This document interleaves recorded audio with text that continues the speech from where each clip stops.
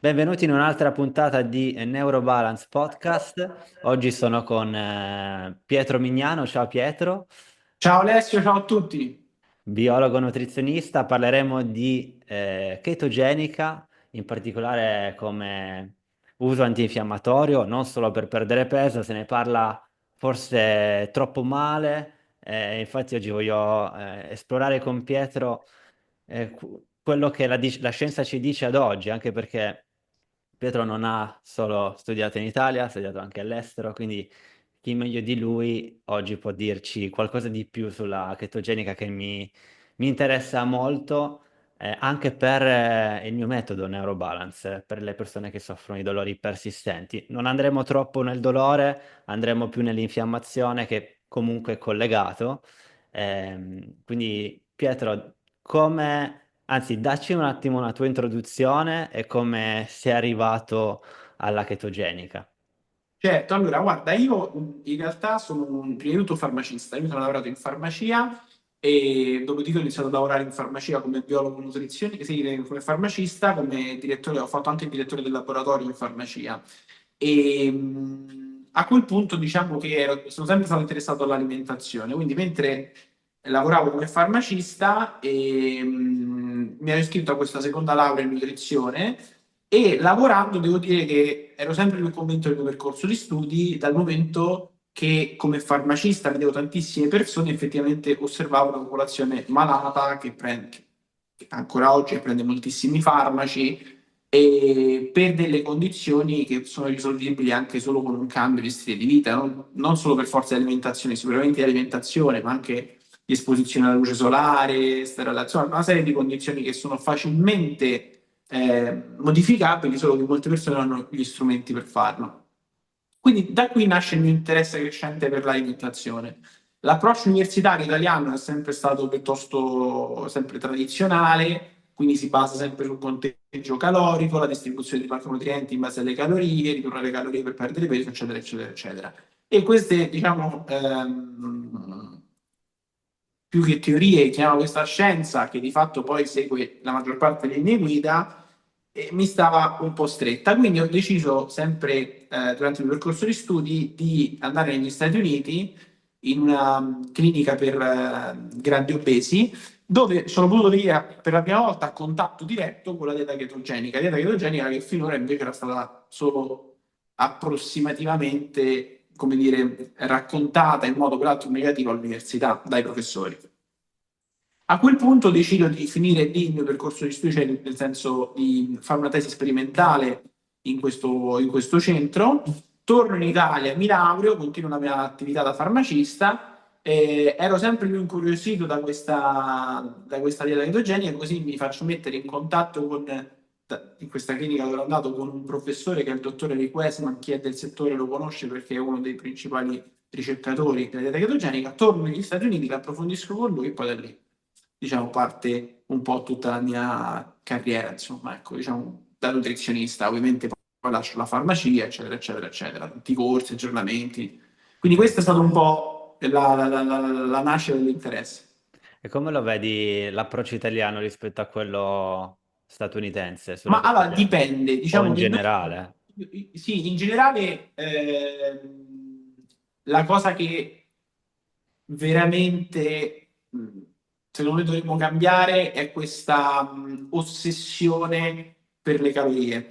Cioè noi siamo un sistema complessissimo e quindi pensare che si basi tutto su un mero calcolo calorico, che può fare benissimo una calcolatrice o ad oggi ancora meglio ChatGPT o qualsiasi tipo di intelligenza artificiale, è assurdo. Invece è molto più importante cercare di concentrarsi sull'integrità, sull'individuo nel suo complesso, cercando di andare a ribilanciare gli assi ormonali, il senso di fame, di sazietà, un'educazione alimentare che parta proprio dal cibo inteso come nutrimento e quindi poi per ripristinare il corretto senso di fame e sazietà, più che su un conteggio calorico ossessivo che comunque segue delle teorie degli anni 60 che ancora oggi sono valide, ma che poi insomma come approccio sostanzialmente ha fallito, perché se noi pensiamo che negli anni 70 a oggi il tasso di sovrappeso e obesità è più che triplicato e oggi abbiamo un tasso di sovrappeso e obesità più alto mai registrato finora, capiamo che quella teoria, diciamo, calorico-centrica, tutto sommato, può andare benissimo per sportivi d'elite, atleti e quant'altro, ma sulla stragrande maggioranza della popolazione forse è meglio trasmettere altre cose più che contare le calorie. Chiaro. Parlando appunto di chetosi, chetogenica, perché poi chetogenica arriva da questa parola chetosi, no? Puoi spiegarci cos'è la chetosi, cos'è la chetogenica e perché si differenzia poi tanto diverso semplicemente la low carb, no? Allora, un'alimentazione chetogenica è un'alimentazione in cui si riduce tantissimo il consumo di zuccheri e carboidrati, parliamo di circa un consumo giornaliero di circa 20 grammi di carboidrati netti al giorno, e è un'alimentazione alta in grassi, pari circa al 70% del fabbisogno quotidiano dell'alimentazione, e un consumo moderato in proteine. Questa alimentazione porta il corpo in uno stato di chetosi. Lo stato di chetosi è uno stato metabolico, fisiologico, questo aspetto è molto importante, non è una condizione patologica, è uno stato fisiologico, che porta il nostro corpo ad utilizzare la massa grassa, quella in eccesso laddove c'è, oppure quella attraverso che si introduce con gli alimenti, come fonte di energia.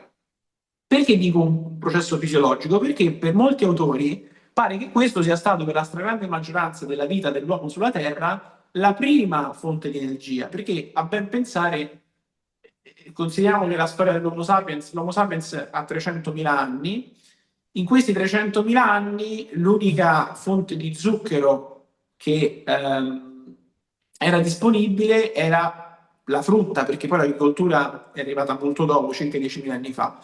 Quindi noi avevamo a disposizione la frutta, ma che non è minimamente paragonabile alla frutta di oggi, perché è una frutta molto più piccola come dimensioni, molto più ricca in fibre e povera in zuccheri. In più ce la contendevamo con gli animali e in più era disponibile solo alcuni mesi l'anno, perché poi a seconda di dove si viveva o c'erano le piogge o c'era il freddo e la frutta scarseggiava. Quindi in più c'era scarsità di cibo, quindi per molto tempo facevamo anche dei digiuni lunghi, quindi soprattutto da nomadi. Quindi capiamo bene che molto probabilmente per gran parte della vita l'uomo, gran parte della vita dell'uomo sulla Terra, abbiamo usato questa fonte di energia, la chetosi appunto. E peraltro oggi sappiamo che anche i bambini, i neonati appena nascono sono effettivamente in uno stato di chetosi i primi giorni, i primi 2 giorni. Quindi Mm. è qualcosa che accompagna, non è uno stato, come pensano molti, patologico, rischioso per la salute, in cui ci si addentra facendo diete strane o cose particolari. Anche perché l'alimentazione chetogenica in realtà poi non ha nulla di strano, come mai vedremo successivamente. La differenza con un'alimentazione low carb è che un'alimentazione low carb riduce il contenuto di zuccheri e carboidrati, anche qui, ma non si arriva a uno stato di chetosi. Ok. Nello stato di chetosi qual è? Perché dobbiamo arrivare nello stato di chetosi? Ma non è che dobbiamo rimanere in uno stato di chetosi, dipende sempre dall'individuo. È chiaro che se abbiamo un individuo, che ne so, che è epilettico farmacoresistente, mi soffre di epilessia e non risponde ai farmaci, se questo è uno stato di chetosi, migliora le crisi, quindi riduce le crisi. Se abbiamo un individuo grandemente obeso, con un forte craving di zucchero dipendente dal cibo raffinato, uno stato di chetosi migliora queste situazioni. Se abbiamo un soggetto diabetico, la chetogenica può portare in remissione il diabete di tipo 2. Ancora se abbiamo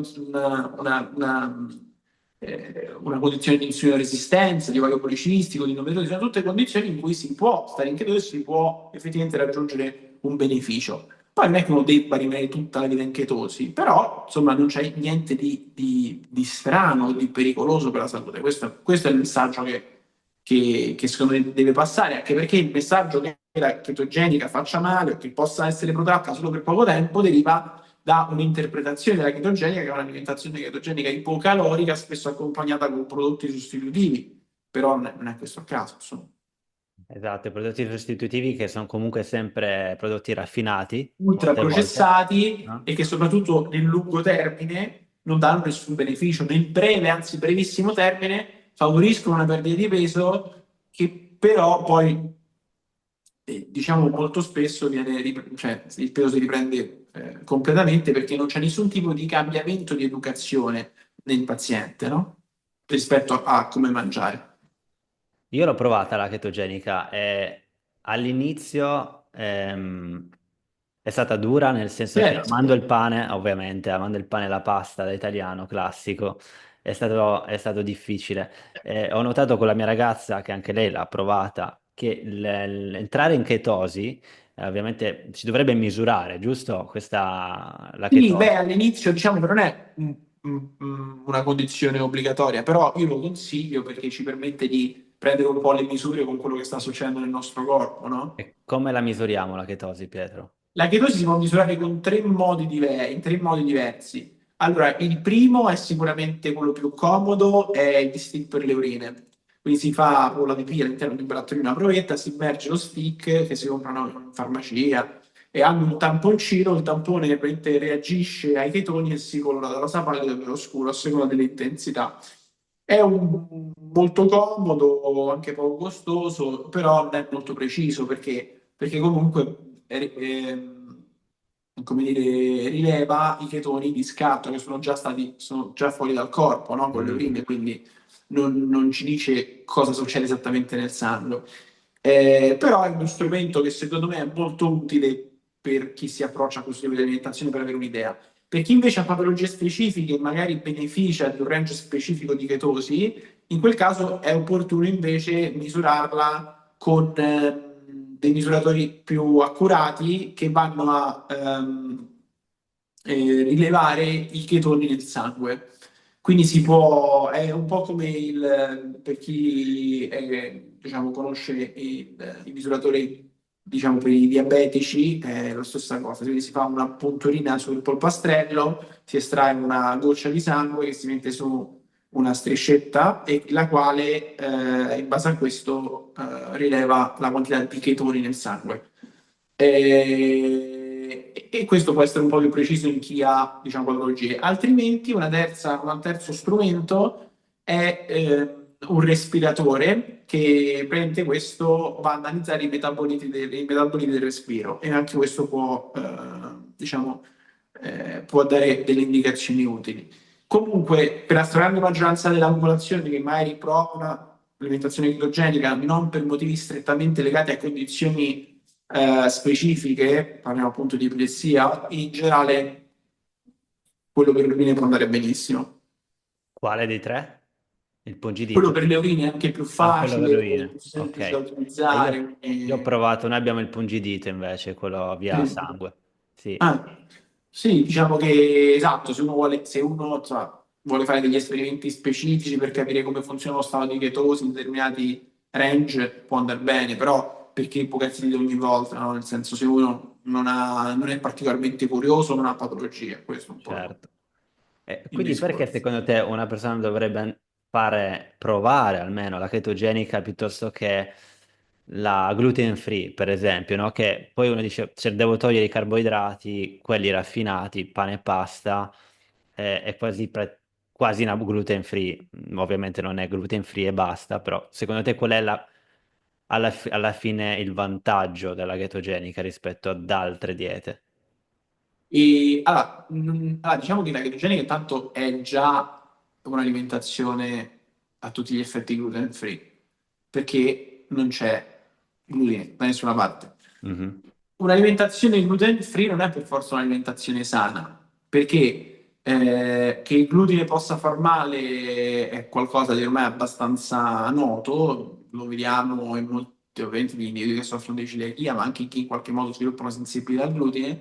Però il problema è che chi non mangia glutine o fa un'alimentazione gluten free e spesso fa un'alimentazione ricca in prodotti ultraprocessati, perché se io vado a mangiare la pasta senza glutine, il pane senza glutine, sono dei prodotti ancora più lavorati. Quindi perché io per levare il glutine da un alimento e fare in modo che quell'alimento è una proteina, il glutine, no? Che comunque dà struttura a determinati più che alimenti prodotti, levando quello è chiaro che non riusciamo a- a raggiungere uno stato di salute reale perché stiamo comunque mangiando del cibo ultraprocessato. In più spesso abbiamo l'idea che vabbè, ho levato il glutine, quindi ora sono a posto, quindi di questa roba qui ne posso mangiare di più.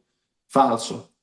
Quindi diciamo che sono due cose in realtà molto diverse, no? Perché un'alimentazione gluten free può essere un'alimentazione comunque ricchissima in zuccheri e carboidrati e ricchissima in cibo ultraprocessato. Quindi il glucosio, diciamo, la glicemia va su anche attraverso la gluten free, anche se lo... Anche di più potenzialmente, perché levando il glutine, che come ripeto è una proteina, se levo dalla pasta, che la pasta sono praticamente solo carboidrati, Sì. levo quella piccolissima parte proteica, quello si saranno ancora più carboidrati e zuccheri. Quindi glicemia alta, zuccheri alti nel sangue che non vengono usati, quello produce un problema all'interno del corpo. Parlando quindi adesso, entrando sulla parte che mi interessa di più rispetto semplicemente a quella perdita di peso, che comunque è importante, ma nel mio lavoro, lavorando poi con persone che soffrono di dolori cronici, hanno infiammazioni di basso grado, Mhm. nel corpo, parliamo quindi di cervello. Quindi cosa succede poi, cosa ci dice la letteratura? Perché poi non è una tua opinione, no? È un No, qualcosa certo. di scientifico, è attestabile oramai da tantissimi studi sulla chetogenica e l'infiammazione o il metabolismo in generale, che sappiamo che ovviamente il metabolismo, se non bilanciato, può creare degli stati infiammatori. Quindi parlando di cervello, cos'è che la chetogenica ehm, come da supporto al cervello, senza Allora, entrare diciamo troppo che nel tecnico. il cervello è un organo che comunque usa il glucosio come fonte di energia, ma può usare anche i chetoni come fonte di energia. I chetoni sono i prodotti della chetogenica, cioè si producono questi corpi chetonici che sono, diciamo, il substrato energetico che va principalmente a sostituire in gran parte gli zuccheri. Questo cosa ci consente? Ci consente di avere una stabilità glicemica migliore, che è ottimo per chi ha problemi di diabete tipo 2 o insulino resistenza, e di conseguenza ci permette anche di modulare l'insulina, che è l'ormone che gestisce il carico di glucosio. Quindi più carico di glucosio ho, più l'insulina deve lavorare, più l'insulina è alta, più c'è il rischio che si creino delle condizioni. Un ormone anabolico, quindi effettivamente può portare a una serie allo sviluppo di moltissime patologie. C'è un libro molto interessante di un ricercatore americano che si chiama Benjamin Bikman, si chiama Why We Get Sick, cioè perché noi ci ammaliamo, e lui, principalmente ricercatore sull'insulina, e spiega come l'insulina, come la maggior parte delle persone negli Stati Uniti, lui è americano, quindi circa il 70% si stima possano soffrire di insulina resistenza, e come questo sia poi correlato a tutte le condizioni, diciamo, dismetaboliche comunissime negli Stati Uniti, ma oggi anche in Italia. Noi probabilmente abbiamo una statistica magari un pochino migliore, però la direzione è quella. Quindi, gestendo il carico di glucosio, gestendo l'insulina, gestiamo molte patologie e poi per quello che magari interessa più a te, l'infiammazione. Ok. Ci sono delle persone che dovrebbero evitare la chetogenica? Ah, questa è una domanda molto interessante.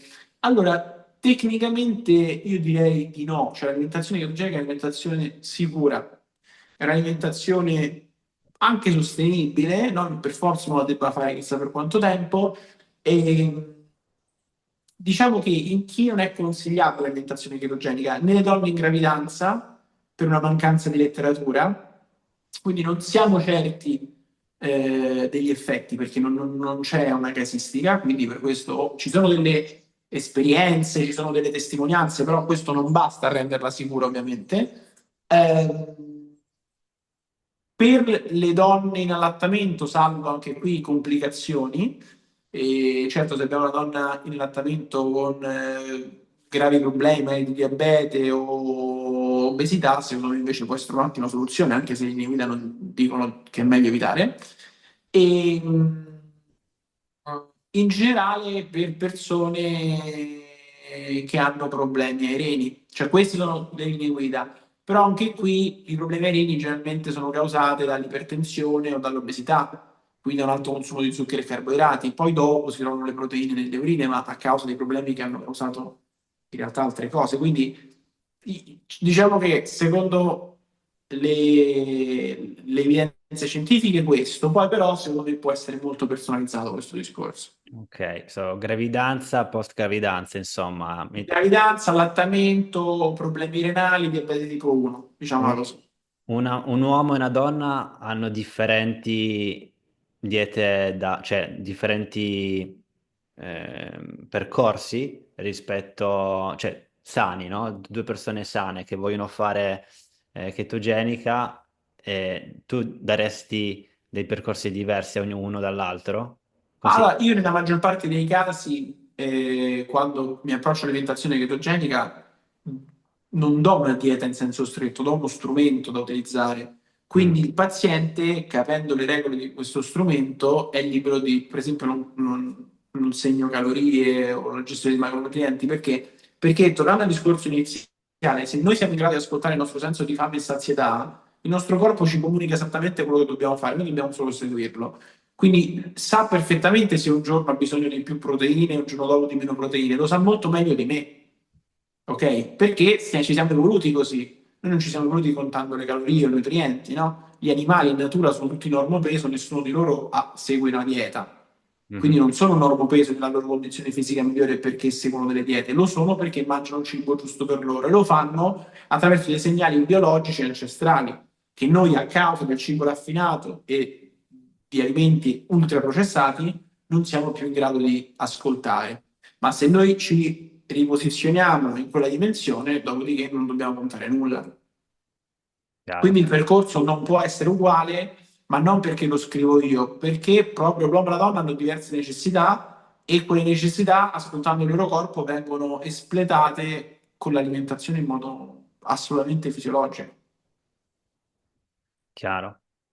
Hai avuto delle casistiche che ti hanno sorpreso nei tuoi percorsi, nei tuoi clienti, insomma, Beh, è una in marea, questi anni? considera negli anni tantissimo, ora non saprei neanche più citartene quanto. Io lavoro tanto col sovrappeso, con l'obesità, con la sindrome metabolica, con il lipedema, quindi si sono viste di tutti i colori negli anni. È quello che poi mi dà anche, non si finisce mai di imparare, questo è chiaro, quindi non voglio solamente peccare di presunzione, però mi dà anche diciamo, la consapevolezza in più di affrontare, cioè avendo una casistica molto ampia e ovviamente è quello che poi fa l'esperienza di un professionista, no? Quante persone hai visto che hanno avuto quello stesso problema, quanti ne hai risolti? In generale è chiaro che uno poi è in fretta di tempo nei pazienti, in generale al di là della nutrizione, ma affidatevi sempre a delle persone che hanno una comprovata esperienza nel settore, cioè che hanno avuto soprattutto in medicina, tanta casistica, no? Una Mhm. volta prima si diceva di andare dal medico ospedaliero, perché il medico ospedaliero era quello che aveva visto tantissimi pazienti, perché stando in ospedale tutto il giorno, vedeva tantissimi pazienti, no? Certo, certo. E siccome abbiamo parlato di dieta, uno pensa, mi faccio questa dieta per tot settimane e poi ritorno, perdo peso e poi ritorno alla vita di prima, no?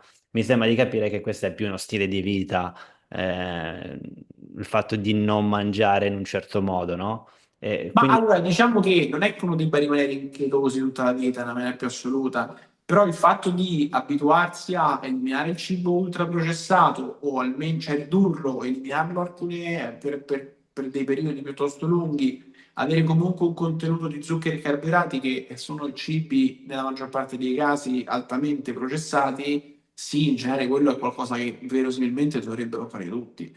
Perché il tasso di sovrappeso, obesità e tutte le patologie metaboliche correlate che sono aumentate dagli anni 70 a oggi, sono aumentate a conti fatti per un aumento del cibo processato sulla nostra tavola, neanche di calorie. Poi quello si ci spinge a mangiare anche più calorie, magari. Quindi sì, è del cibo per cui noi semplicemente non siamo programmati, non ci siamo evoluti per con quel cibo lì e non siamo in grado di gestire questa abbondanza di quel cibo. chiaro, sì, togliendo già i cibi processati potremmo già beneficiarne di tanto. Sì, non è che uno debba fare un'alimentazione chetogenica per forza, però iniziamo a scaricare un po' di questi zuccheri e carboidrati ultraprocessati e poi vediamo come va. Quanto tempo normalmente ci vuole per entrare in chetosi per una persona che Ma inizia allora, in media, dopo già un paio di giorni, si iniziano a produrre dei chetoni. Per essere una chetosi stabile, direi che ci vuole una settimana. una settimana? Diciamo che dopo già 4-5 giorni si hanno degli effetti positivi. E i primi effetti positivi quali sono che noti, che si notano? I primi effetti positivi sono più energia, migliore lucidità mentale, si parla di brain fog, no? Brain fog è quello stato di nebbia mentale in cui uno ha un po' di intorpidimento, sonnolenza, stanchezza, riduzione della fame, soprattutto in mezzo ai pasti, e riduzione della sonnolenza dopo i pasti sempre.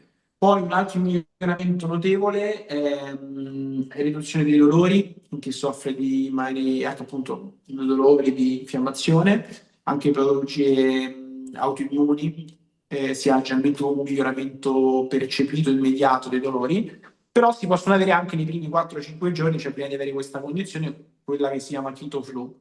C'è una situazione in cui si hanno invece degli effetti collaterali come stanchezza, spossatezza, nervosismo, mal di testa, mal alle ossa. È un po' una fase di vera e propria disintossicazione che dura dai 2 ai 4-5 giorni, insomma.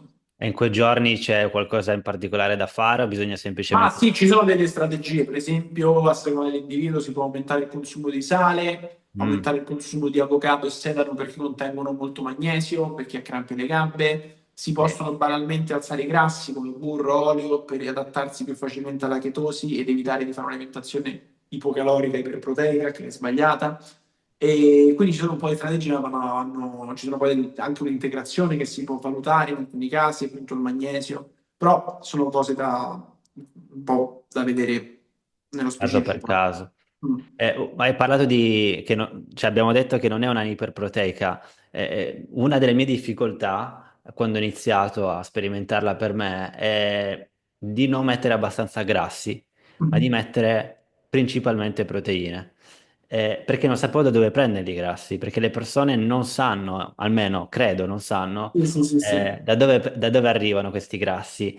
Perché uno dice, vabbè, non è che mi posso mangiare mezza barretta di burro, mangiarmi 100.000, cioè 20 mandorle, no? Ogni volta. Secondo te, da dov'è, giusto per far capire alle persone che dicono, ok, mi piacerebbe sperimentare questo approccio, ma dove arrivano principalmente i grassi che... I grassi arrivano dagli alimenti che noi consumiamo tradizionalmente, alimenti come carne, pesce, uova, che olio sono e già interni? burro, cercando la materia prima con naturalmente i suoi grassi presenti e abbondanti e condendo regolarmente con i condimenti a detto come olio e burro. E dopodiché, ripeto, il nostro corpo si è evoluto negli anni per, diciamo, riuscire ad assimilare quello che serve e dare dei segnali. Quindi se io, per esempio, banalmente metto troppo olio su una bistecca, cioè immaginiamo di immergere una bistecca nell'olio, quella bistecca sarà immangiabile. Quindi c'è il mio corpo che me lo comunica è troppo, così non va bene. Stesso discorso per l'insalata, se io metto troppo poco olio nell'insalata non avrà un gran sapore, se ne metto troppo al contrario risulterà effettivamente stucchevole, no? Quindi diamo retta al nostro corpo, preoccupiamoci di mangiare cibo di qualità, veramente di qualità, a sazietà e ascoltiamo il nostro corpo. È chiaro che i primi giorni uno può fare effettivamente delle abbuffate dove mangia di più, ma dopo 2 o 3 giorni si regola perfettamente questa cosa già da sola.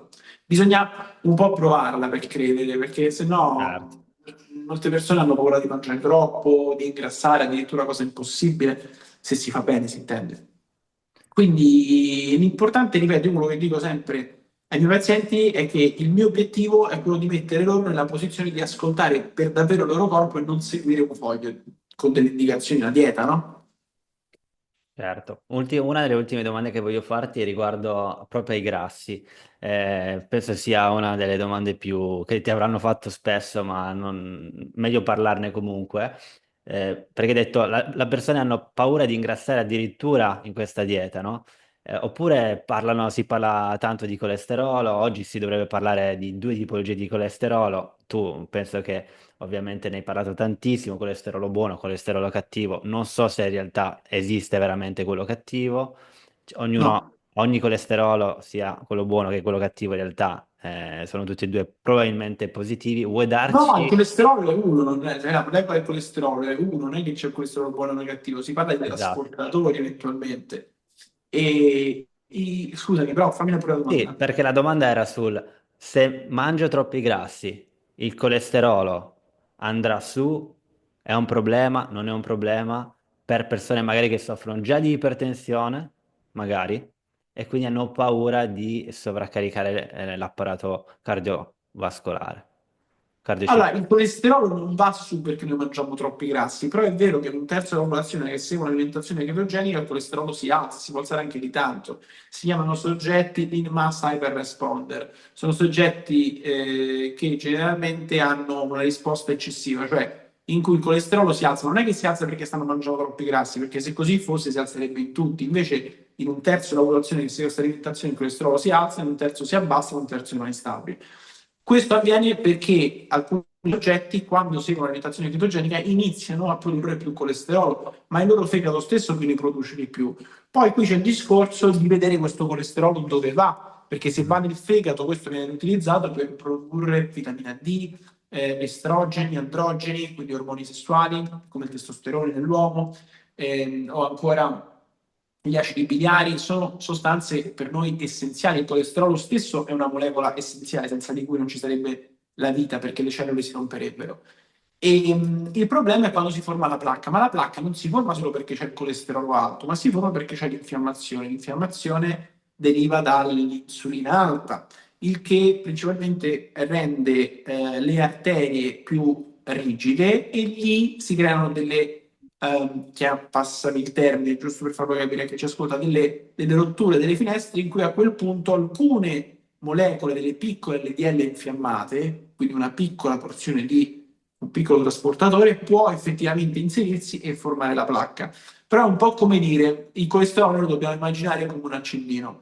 Un accendino è una cosa molto utile perché permette di accendere un fuoco, di fare luce, quindi è uno strumento essenziale. Pensiamo al fuoco. Il fuoco è un elemento essenziale che ha permesso l'evoluzione dell'uomo. Con l'accendino io posso anche accendere una bomba, che chiaramente è un atto dannoso, rischioso. Quindi dobbiamo immaginarci un po' così. Non è una cosa di per sé negativa, anzi è una cosa di per sé estremamente positiva il colesterolo. In alcuni contesti, che non derivano dai grassi, ma derivano da obesità, che torniamo al discorso di prima, deriva dal consumo eccessivo di cibo raffinato e quindi patologie metaboliche, circonferenza addominale, in quel contesto lì alcuni trasportatori del colesterolo possono essere pericolosi, ma non dipende dall'alimentazione chetogenica, che anzi rappresenta un fattore di protezione. Quindi non abbiate paura del colesterolo e dei No, perché grassi. anche se si alza il profilo lipidico migliora, guardiamo i trigliceridi, guardiamo l'HDL, guardiamo l'insulina basale, sono tanti fattori poi da tenere sotto controllo. Certo che poi uno si dovrebbe fare l'analisi del sangue prima e dopo per avere anche lì la prova e dire ok, guarda, questa cosa che sto facendo, Sì. questo approccio che sto seguendo è sano e me lo dicono anche le analisi. Secondo te perché, Pietro, non si fa una dieta keto, cioè un approccio ketogenico negli ospedali? Ah, non è vero che non si fa, nel senso in alcuni ospedali, in alcuni reparti si usa, per esempio si usa nella chirurgia bariatrica prima degli interventi e è chiaro che più che altro viene visto come qualcosa di potenzialmente nocivo che va fatto solo per un breve periodo per raggiungere un risultato. Mm. Quindi si fa anche, ma si fa con lo spirito sbagliato, pensando che sia comunque qualcosa che si può fare solo per breve tempo, che può essere rischioso, eccetera, sono cose false. Sì, vedo molti yogurt con lo zucchero, almeno mi ricordavo quando ho fatto quei piccoli ricoveri in ospedale che mi davano ancora lo yogurt con lo zucchero, cioè quello Scottini, la mi sembrava pastina, assurdo, mi sembrava assurdo. le Ed frutti di è, frutta. purtroppo è ancora così in certi ospedali, in certi No, reparti. no, ma è assolutamente così, è assolutamente così. Si usa in alcuni casi specifici e comunque con molta attenzione, quando in realtà potrebbe essere usata con con molto più entusiasmo e molti più risultati, soprattutto sul Eh. diabete di tipo 2.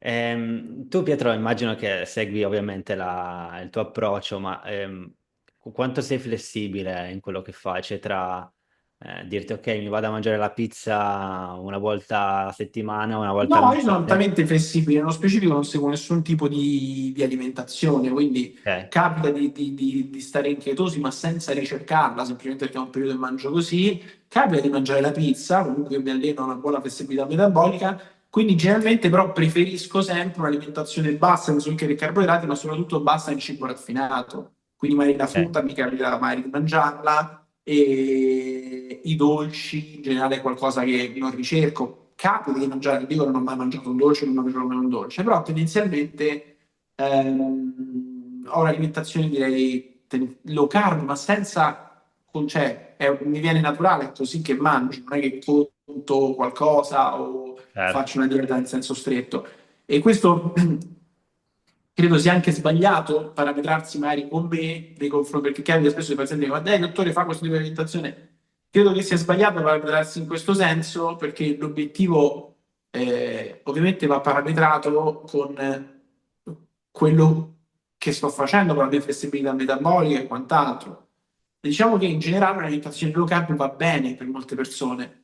Non tutti riescono a farla, quindi è meglio prima passare per una keto. Cioè, quindi Ok. quello che faccio io, ovviamente è interessante ai fini di questa conversazione, ma è totalmente rilevante, dovrebbe essere totalmente rilevante per i pazienti. Sì, perché se tu non hai problemi e poi, insomma, puoi mangiare qualche carboidrato in più, sempre non raffinato, perché Sì, ma no? quando capita, se capita, cioè, Sì, parametrare quello che io faccio per 3 settimane con quello che cioè, uno dovrebbe vedere il contesto complessivo e qui il fatto di cambiare, di spostare l'attenzione dalla dieta al certo. cambio di abitudini alimentari.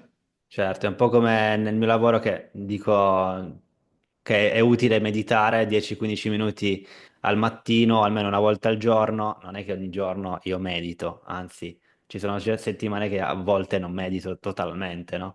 Però Certo, sempre lì, no? Poi ritorno, so che devo ritornare, stessa cosa immagino per te con la pizza piuttosto che con certi sì, esatto, carboidrati evidentemente così. raffinati. Sì. Certo. Dove possono trovarti, Pietro, se le persone vogliono iniziare questo percorso? Magari semplicemente leggendo qualcosa oppure essendo seguiti da qualcuno, tipo nel tuo caso, come te, magari direttamente online. Tu dove, come Ma la... allora, diciamo che io ho tantissimo materiale, anche gratuito, che metto a disposizione dei pazienti online. C'è il podcast che si chiama Low Carb Italia Podcast, c'è con lo stesso nome la pagina di YouTube, quindi il Mhm, canale di YouTube Low Carb Italia, il mio canale Instagram, Dottor Pietro Bignano, Facebook, anche TikTok. E ci sono i libri su Amazon, la dieta chetogenica senza prodotti, la chetogenica per pigri. Poi ci sono tante altre, c'è il mio sito con il blog aggiornato, il sito di lowcarbitalia.org con il blog sempre aggiornato e mi possono trovare i pazienti poi ovviamente sulla piattaforma di mio dottore, oltre che sui miei vari siti. Insomma, sono abbastanza presenti online, quindi se scrivono il mio nome sicuramente mi trovano, però se uno inizialmente vuole avere un po' un'idea, approfondire un po' più, non conosceva questo tipo di alimentazione, vuole approfondire un pochino di cosa si tratta, forse inizierei da lì, dal podcast e dal canale YouTube, anche perché chi ci guarda, chi ci ascolta in podcast o sul canale sì, YouTube, quindi può facilmente switchare eventualmente se vuole andare a dare un'occhiata. certo. Metterò il link del podcast e del canale YouTube qui sotto in descrizione. Vuoi aggiungere qualcosa, Pietro, di cui non abbiamo parlato, ma pensi che sia importante? Evitate il cibo raffinato, solo questo. Evitiamo il cibo raffinato. Perfetto. Grazie mille Pietro per il tuo tempo, per le tue Ma informazioni figurati, un preziose. piacere. Sono sicuro che qualcuno le metterà in pratica già da questa sera stesso. Va Grazie bene. ancora e ci vedremo alla prossima per gli altri, nei prossimi episodi. Ciao a Ciao tutti. Alessio, ciao a tutti, ciao.